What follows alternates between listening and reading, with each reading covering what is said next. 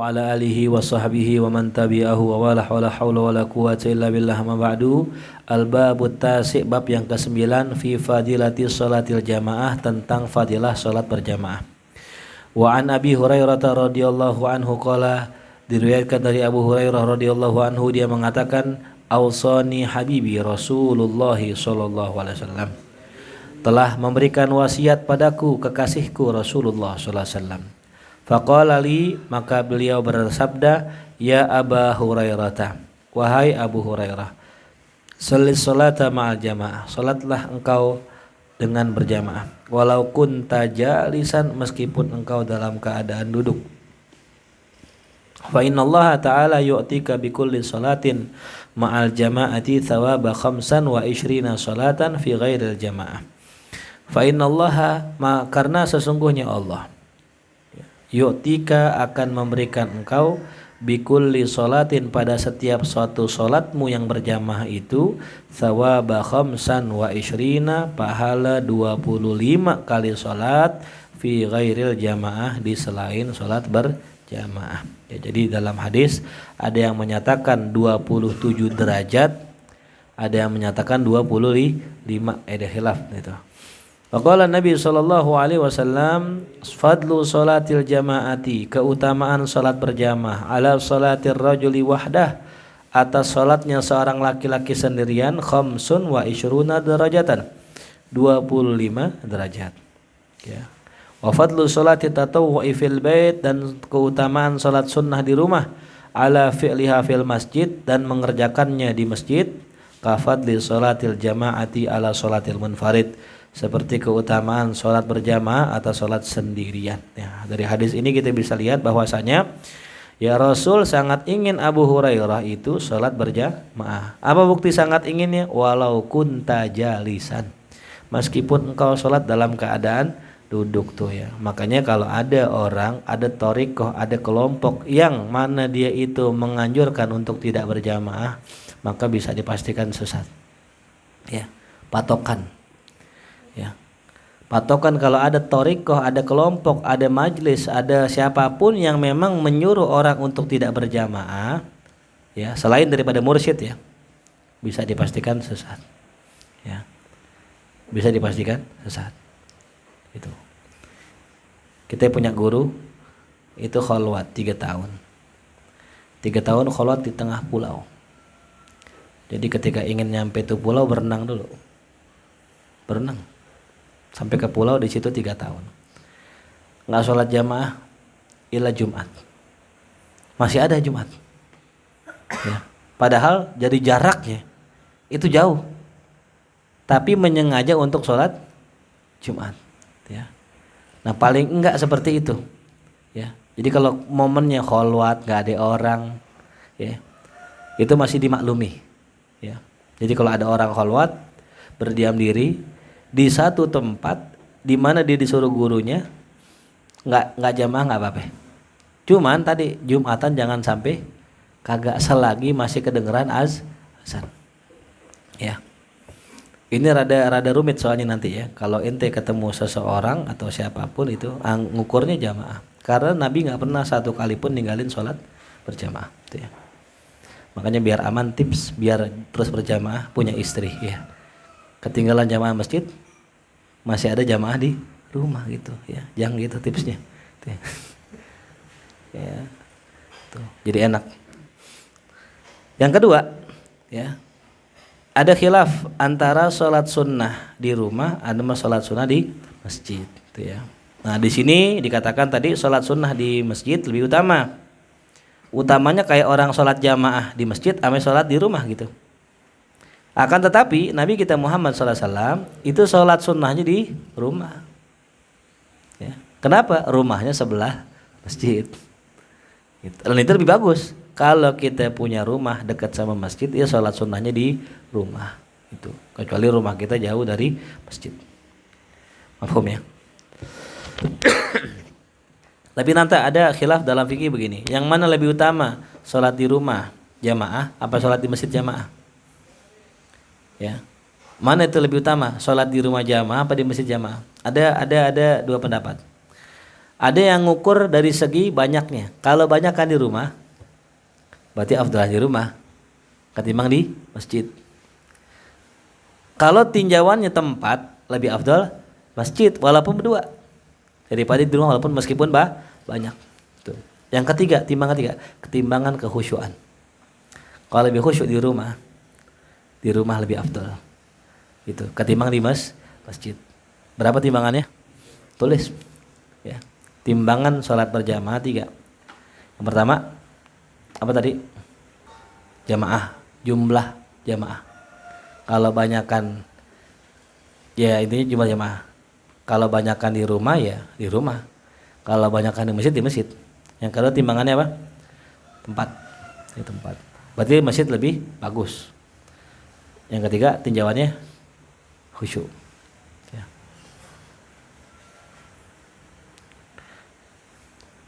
Apa? 3 ya tinjauannya ya. Dari segi afdoliyah. Lebih afdol di mana gitu.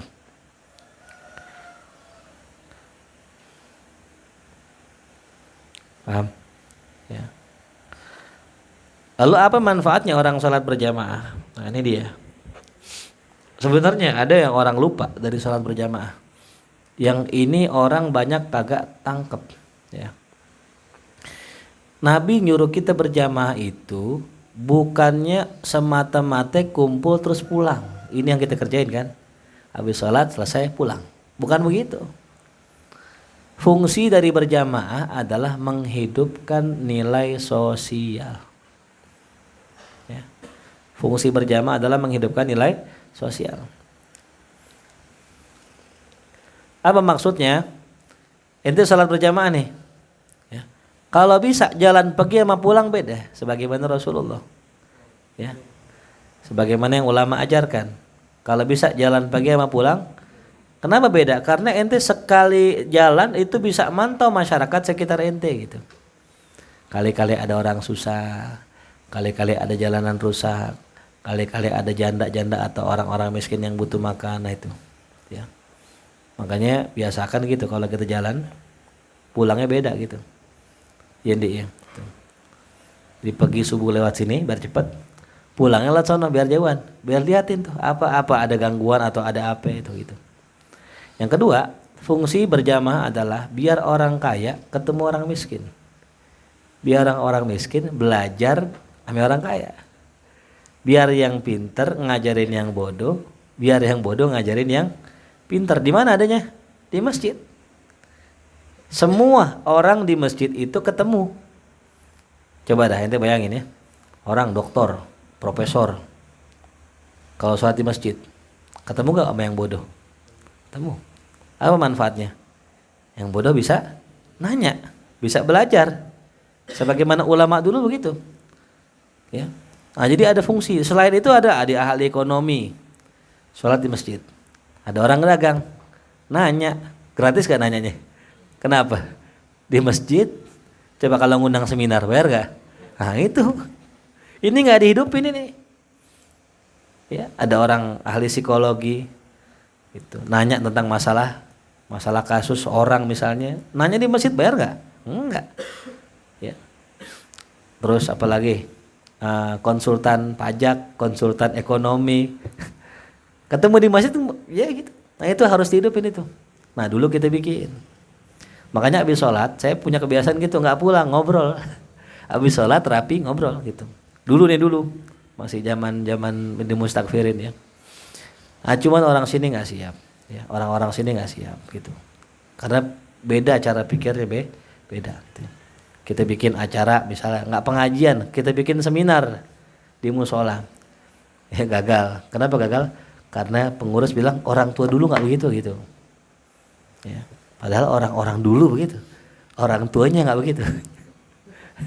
Orang dulu begitu. Di mana rapat perang? Masjid, gitu ya. Nah jadi ya. Jangan sampai nih nilai-nilai ini hilang gitu ya. Nah itulah diantara ya hikmah, bukan sebab ya, hikmah kenapa Nabi suruh kita sholat berjamaah di masjid itu. Gitu ya. Maka biasa masjid-masjid yang hidup itu bukan masjid kerajaan, bukan dinasti. Ya. Bani.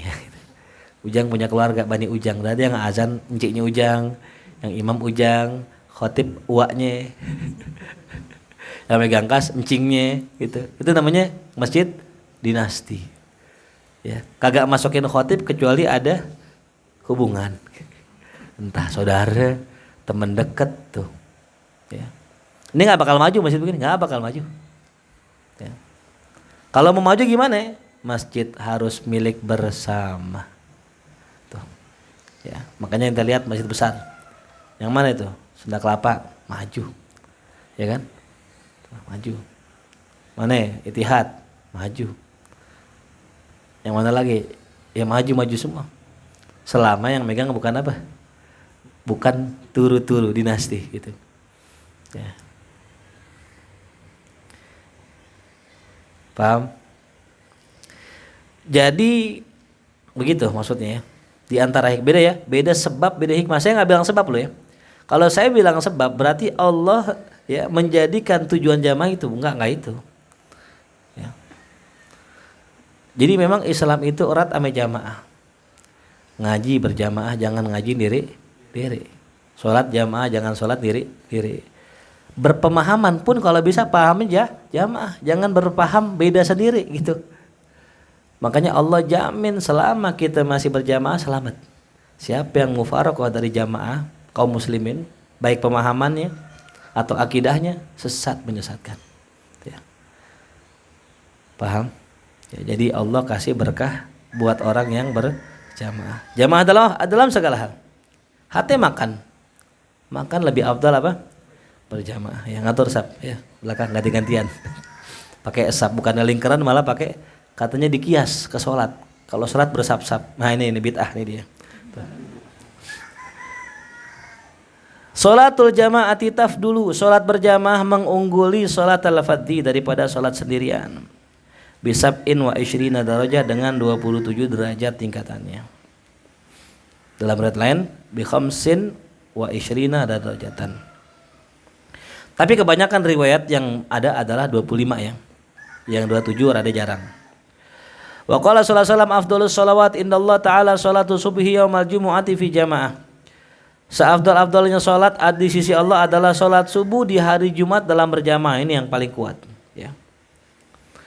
Jadi tingkatan salat, tulis tingkatan salat jamaah. Yang pertama ya, salat subuh hari Jumat berjamaah, itu yang paling afdal ya. Salat subuh hari Jumat berjamaah. Yang kedua, salat subuh doang. Salat subuh doang berjamaah. Habis itu salat isya berjamaah. Kemudian salat asar berjamaah, kemudian zuhur berjamaah dan maghrib berjamaah. Ya. Jadi urutannya dari apa? Subuh hari Jumat berjamaah, subuh doang berjamaah, isya berjamaah, asar berjamaah, zuhur jamaah dan maghrib jamaah. Kenapa didahulukan subuh daripada isya? Ya, padahal dua-duanya mulia. Karena sholat subuh itu lebih berat tuh ya. Bagi yang tidur, bagi yang nggak tidur ringan, ya gitu. Belum tidur semalam mandi. Yang berat sholat subuh bagi yang siapa? Yang tidur. Yang nggak tidur enteng gitu, kalau terusin aja sholat. Tapi emang mungkin ya, kalau bahasa katanya mau yang nggak tidur juga tetap berat. Buktinya banyak tuh yang begadang malam jam 4 tidur, udah mau subuh. Ya kan ya. Makanya ciri orang munafik paling berat sholat isya dan subuh. Kalau kita udah mulai berat sholat isya subuh, alamat kita ada nih nifaknya. Na'udzubillah min dzalik. Ya. Wa qala sallallahu alaihi wasallam man shalla salata subhi fil jamaah, siapa orang yang salat subuh berjamaah summa jalasa kemudian duduk yadhkurullah, berzikir pada Allah, hatta tatlu asyamsu sampai terbit matahari, kana lahu sitrun minan nar, maka dia dapat perlindungan dari api neraka, wa bari aminan nar, dia terbebas dari api neraka tuh. Ya, habis salat subuh jamaah duduk zikir gitu ya. Nah itu fadilahnya gede. Kayak kita gini nih sambil zikir, zikirnya kita ngaji. Ya makanya kalau habis sholat subuh ente nggak usah kemana-mana, di sini aja udah gitu. Kalau turun ngapain biasanya kalau turun? Hah? Rebahan di sini aja. Sambil zikir. Bisa nggak zikir rebahan? Bisa. Tadi yang turun siapa? Ngapain turun? Hah? Mau kamar mandi. Kayaknya kamar mandi juga sini. Hah? Itu gedean, banyakkan setannya di bawah. Di sini setannya dikit ya.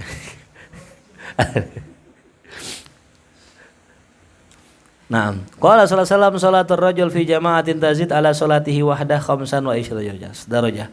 Sama ya, salatnya seorang laki-laki dalam jamaah itu lebih unggul daripada salatnya sendirian 25 derajat. Fa idza shallaha, apabila ia salat bi ardi falatin, di tanah lapang yang kagak ada airnya, ya, fa atamma wudu'ahu, dia sempurnakan wudunya, wa ruku'aha, dan rukuknya, wa sujudaha, dan sujudnya, balagat salatu khamsina darajah, maka sampai salatnya 50 derajat. Tuh tambahan tuh ya. Jadi bagaimana biar naik salatnya? Sempurnakan wudunya, rukuknya, sujudnya tuh. Yang tadi 25 jadi 50 tuh ya. Kemudian waqala sallallahu alaihi wasallam man adrakal jama'ata arba'ina yauman, siapa orang yang mendapatkan salat jamaah 40 hari, Allah tulis baginya terbebas dari api neraka, terbebas dari sifat munafik. Yang pernah kita jalani kemarin ya, arba'in ya, 40 hari itu. Dan insyaallah besok barang kita jalani lagi insyaallah ya. Karena kadang-kadang arba'in tapi di sela-sela ada yang putus. Ya. Ada gak yang ngerasa putus kemarin? Nah, kalau keputus berarti enggak dapat. Ulang lagi ya, arba'in lagi itu ya. Hah? Ulang lagi, arba'in lagi. Jadi tiap tahun itu kita ada arba'in. Biasanya Haib Umar, kita biasanya main Haib Umar. Haib Umar di sono tarim apa? Arba'in, kita di sini arba'in gitu.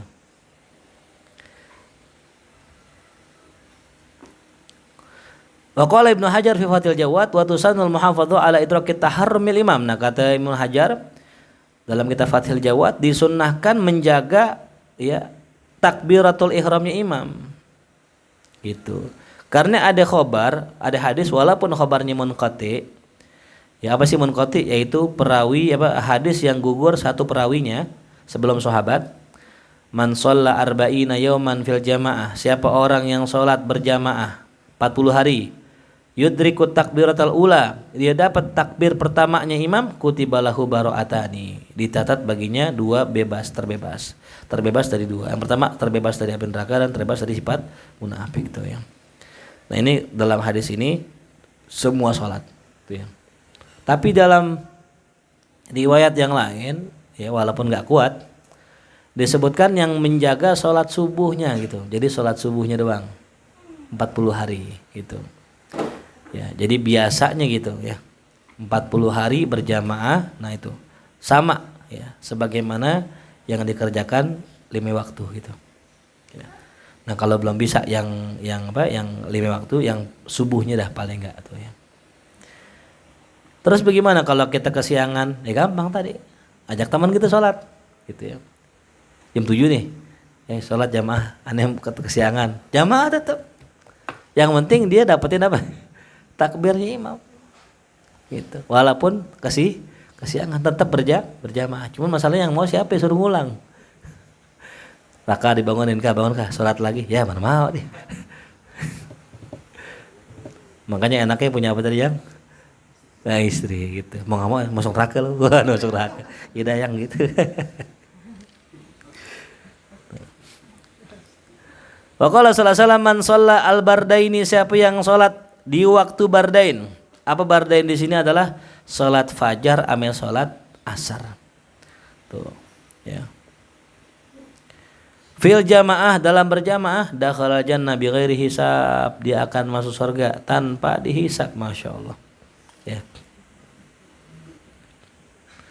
Jadi siapa orang yang biasa sholat fajar dan asar berjamaah, atau mungkin disamakan yang sholat ya asar dan fajar berjamaah, habis itu meninggal, nah tuh, maka dia masuk surga tanpa hisab tuh ya. Apa tadi? Subuh ame Ya, johornya kagak nih. Ya, itu. Johor kagak. Mentang-mentang subuh sama asar johornya kagak. Iya. Tapi ya beginilah kata Nabi. Ya, seandainya gitu ada orang gitu subuhnya jamaah, terus zuhur nggak jamaah gitu, terus asar jamaah, ya bukan sesuai dengan hadis Nabi. Habis itu mati, surga. Masuk surga nggak pakai hisab. Tapi kalau ente sih nggak masuk ya, soalnya ente ahli hisab soalnya. Kalau aneh kan bukan ahli hisab, jadi ahli ru'yat. Langsung ru'yah. Nah, kalau ente hisab dulu. Waqala sallallahu alaihi wasallam man syahida sholatal jamaah, siapa yang hadir pada salat jamaah, kataballahu ta'ala lahu dhahiban wa raji'an asyra hasanat wa maha anhu asyra sayyiat wa rafa'alahu asyra darajat. Siapa yang salat jamaah, Allah tuliskan baginya dhahiban, orang yang pergi, dan pulangnya Allah tulis 10 kebaikan, Allah hapus 10 kesalahan, Allah angkat 10 derajat tuh. Wa qala sallallahu alaihi wasallam la sholata li jaril masjid illa fil masjid. Dikatakan di sini tidak ada salat, maksudnya enggak sempurna salatnya orang yang bertetangga sama masjid illa fil masjid, kecuali di masjid. Depan rumahnya masjid, sandung rumahnya masjid. Harus di mana? Di masjid. Makna la sholata bukan tidak sah ya. Kemarin kita bahas ya. Kalimat la sholata bukan tidak sah tapi tidak sempurna tuh. Tapi wahadzal hadis, kata Syekh Nawawi, mahmul, mengandung kemungkinan alal fardhah, atas wajibnya sholat orang yang di masjid sebelah rumah masjid tuh. Ya. Dasarnya apa hukumnya sholat jamaah? Fardu kifayah. Sekiranya satu kampung kagak ada yang sholat di masjid, dosa sekampung. Makanya waktu kemarin Covid saya bilang jangan sampai ada yang kagak sholat gitu. Hatta Jumat akhirat tuh ada beberapa pengurus yang sholat Jumat. Karena kalau nggak disolatin dosa sekampung. Wa qala sallallahu alaihi wasallam sholatul jamaati rahmah. Salat jamaah adalah rahmat, wa hiya khairun minad dunya wa fiha. Dia lebih baik daripada dunia dan seisinya. Wal jamaatu rahmatun, dan jamaah berjamaah adalah rahmat. Tuh, bergabung berkumpul jamaah. Wal furqatu adzab. Adapun berpisah bercerai-berai adalah azab. Nah, pertanyaan kita, mungkinkah kita bisa bersatu? Umat muslim semua bisa gak? Mungkin gak? Mungkin gak? Mungkin, cuman sulit ya. Kenapa? Yang ngomong Nabi ya. Yang ngomong Nabi, kelak nanti dah umatku akan apa?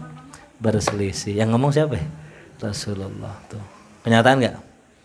Maka kata Syekh Al-Buti tulis, kalau mau bersatu berjamaah, maka syarat nomor satunya adalah kesamaan akidah. Ya, kalau kita mau bersatu, hal yang mesti disamain dulu apa? Persamaan akidah. Akidahnya kudu sama. Nah, kalau akidahnya beda, tuh sulit, ya, sulit. Contoh deh kita Syiah ame Sunni. Syiah ceramah gitu, Abu Bakar Siddiq laknatullah alaih lah. Kita sebagai orang Sunni tersinggung nggak? Tersinggung, marah kita. Ya. Sahabat Nabi dikata laknatullah alaih, nauzubillah min zalik. Ya, maka nomor satu apa tadi samanya. Nah, tapi kemarin terbuktikan tuh ketika masalah kasus Ahok, itu orang Salafi, orang NU, orang PKS, orang Muhammadiyah, orang HTI, orang-orangan juga ada orang-orangan ya. Itu kumpul semua jadi satu. Kenapa bisa? Karena punya musuh yang sama tuh. Ya, tulis tuh. Umat Islam bisa bersatu lagi kalau punya musuh yang sama. Siapa musuh yang sama musuh kita? Dajjal dan pasukannya. Maka zaman Imam Mahdi nanti umat bersatu. Kenapa bersatu? Musuhnya sama. Ya. Jelas paham? Jelas ya? Nah, sekarang kita kan gak punya musuh nih. Musuh kita gak ada. Siapa musuh kita nih? Gak bisa bersatu. Dulu sebelumnya tahun 2012, 2013 Ya, Habib Rizik masih menggelorakan Wahabi, Wahabi, hati-hati pemahaman Wahabi gitu. Setiap ceramahnya kebanyakannya. Pas tahun 2000 berapa? 2016 ya, 17. Kenapa? Oh Muhammad. Ya. Pas itu ngurusin apa? Masalah penistaan agama. Habib Rizik yang ikut siapa? Orang Wahabi. Kok bisa nyatu? Karena tadi musuhnya sama. Nah, makanya kita di markas ini pun bisa nyatu. Asal apa tadi? Punya musuh yang sama. Ya. Sebagai contoh, si A orangnya ngeselin. Ya. Ini santri pada nggak akur nih. Tapi semua punya kesamaan, sama-sama gedegin si A. Ketika ngomongin si A, wah, gue gak demen tuh sama dia. Lah gue juga sama. Wah gue juga sama. Akur gak tuh semua? Kenapa akur? Punya musuh yang sama. Padahal gak akur itu. Asli gak akur. Ya, makanya siapa musuh kita? Hah? Dajjal. Siapa musuh kita? Hah? Robi, siapa musuh kita? Hah? Diri sendiri. Inna syaitana aduun mubin.